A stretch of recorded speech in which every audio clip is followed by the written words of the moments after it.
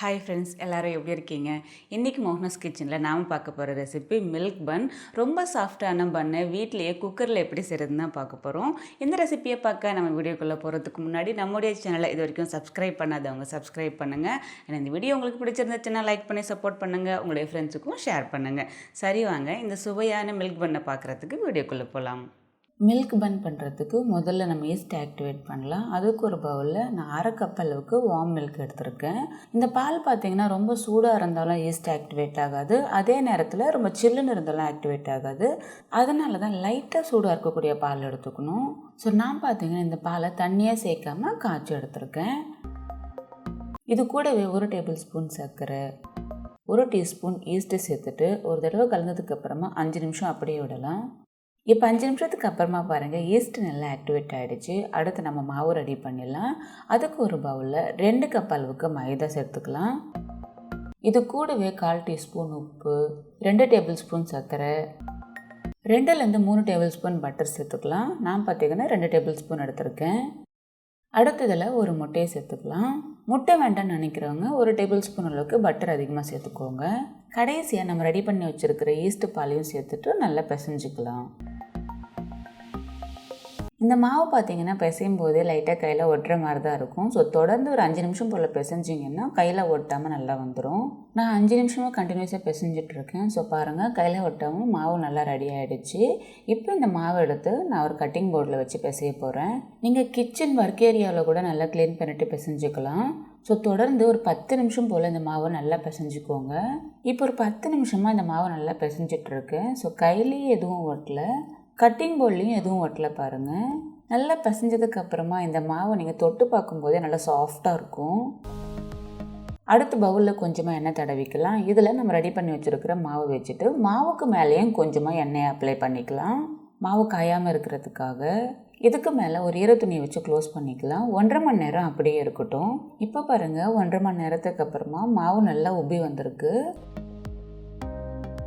இந்த பவுலில் இருந்த மாவு எடுத்து நல்லா இந்த மாதிரி உருட்டிக்கோங்க.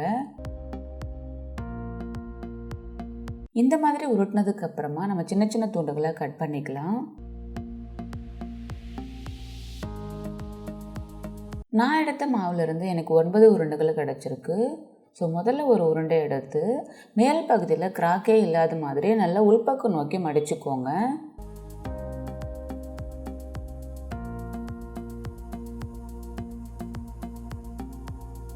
தேவைப்பட்ட கையிலையும் வச்சு நல்லா இந்த மாதிரி உருட்டிக்கோங்க.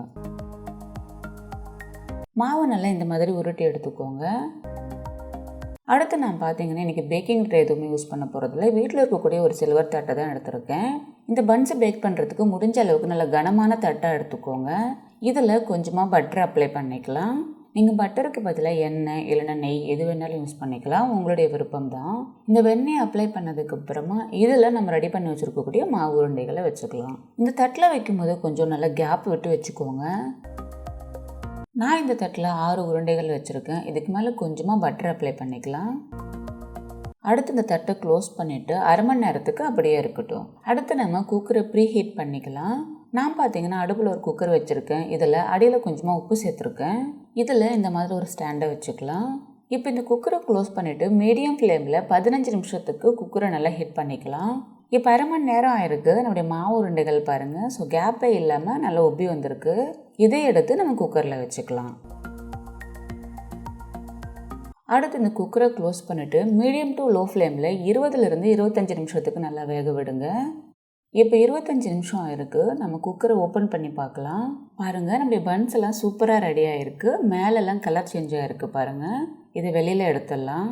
இந்த பன்ஸ் எல்லாமே சூடாக இருக்கும்போதே கொஞ்சமாக மேலே பட்டர் அப்ளை பண்ணிக்கலாம்.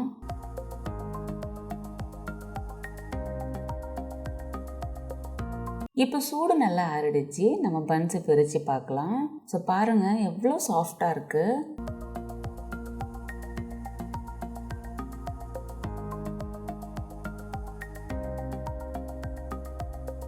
அவ்வளோதாங்க, ரொம்ப டேஸ்டியான நம்முடைய மில்க் பன் அவன் இல்லாமல் குக்கரில் சூப்பராக ரெடி ஆகிடுச்சு. அடுத்து நம்ம சர்வ் பண்ண வேண்டியது தான்.